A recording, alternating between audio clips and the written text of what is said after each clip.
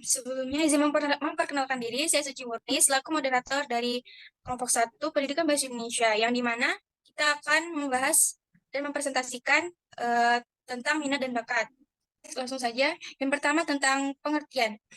Pengertian minat ialah usaha dan kemampuan seseorang untuk mempelajari dan mencari sesuatu. Menurut terminologi ialah tentang keinginan, kesukaan, dan kemauan seseorang terhadap sesuatu. Lalu menurut Hilgar, minat ialah kemampuan seseorang untuk memfokuskan diri terhadap sesuatu hal yang dimana dengan rasa puas. Sedangkan bakat menurut Chaplin ialah kemampuan potensial seseorang untuk mencapai keberhasilan yang akan datang, di mana hal tersebut dapat mempengaruhi tinggi dan rendahnya prestasi seseorang dalam belajar.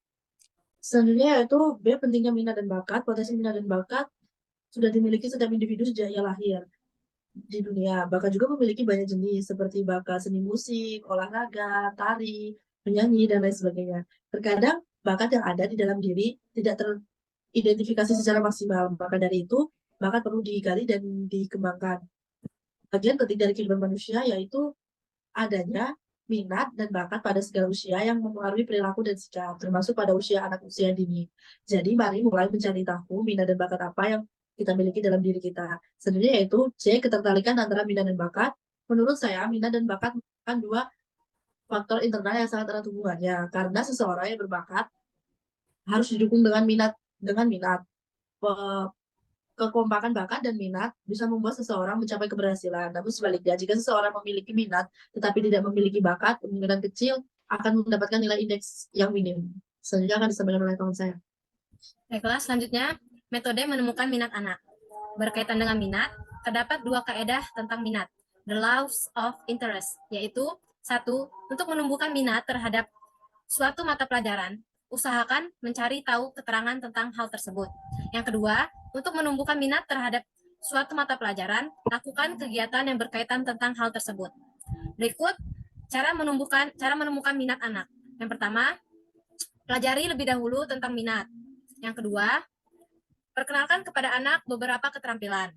Yang ketiga, amati anak ketika sedang belajar keterampilan tertentu. Yang keempat, cermati keunggulannya pada hal tertentu. Yang kelima, gali informasi aktivitas anak di luar sekolah. Yang keenam, lakukan tes minat bakat kepada anak. Yang ketujuh, beri anak kesempatan untuk menggali suatu bidang tertentu secara serius. Selanjutnya akan disampaikan oleh teman saya. Selanjutnya, bagaimana minat dapat berkembang? Menurut Slavin dan Davis 2006, mengemukakan bahwa literasi anak awal merupakan pengetahuan dan keterampilan anak terkait membaca yang berasal dari media sumber buku dan media tulis lainnya. Dalam mengembangkan minat anak, diperlukan keberanian dan dukungan serta latihan yang konsisten cara mengembangkan minat bakat anak. Yang pertama, kenali diri anak sendiri. Kemudian, tentukan orientasi kecerdasannya. Kemudian, berikan fasilitas yang sesuai dengan minat anak. Ajak anak untuk mengeksplor dan bermain ke tempat-tempat yang sesuai dengan minat anak. Selanjutnya, beri apresiasi terhadap anak. Kemudian, ajak anak untuk berkompetisi. Berikutnya adalah faktor yang mempengaruhi minat dan bakat. Faktor-faktor yang mempengaruhi minat belajar siswa dapat berupa faktor internal dan faktor eksternal. Yang pertama, faktor internal. Sesuatu yang membuat siswa tertarik berasal dari dalam diri, seperti perhatian, rasa ingin tahu, motivasi, dan kebutuhan siswa. Faktor internal tersebut meliputi aspek psikologis dan terdiri dari sebagai berikut aspek. Yang pertama, ketertarikan belajar dalam penelitian. Yang kedua, kenyamanan dalam belajar. Yang ketiga, kemauan belajar dalam mengikuti proses. Yang keempat, partisipasi siswa. Yang kelima, kesehatan siswa. Kesehatan siswa sangat penting saat pembelajaran. Yang kedua, faktor eksternal. Hal-hal yang membuat siswa tertarik dari luar seperti dorongan wali orang tua atau wali guru dan lingkungan sekitar. Faktor eksternal tersebut meliputi aspek lingkungan terdiri dari sebagai berikut. Yang pertama, dukungan keluarga dari orang tua siswa. Yang kedua, suasana belajar saat pembelajaran. Yang ketiga, fasilitas belajar, sarana prasarana, guru, dan orang tua siswa. Selanjutnya akan dibacakan oleh teman-teman.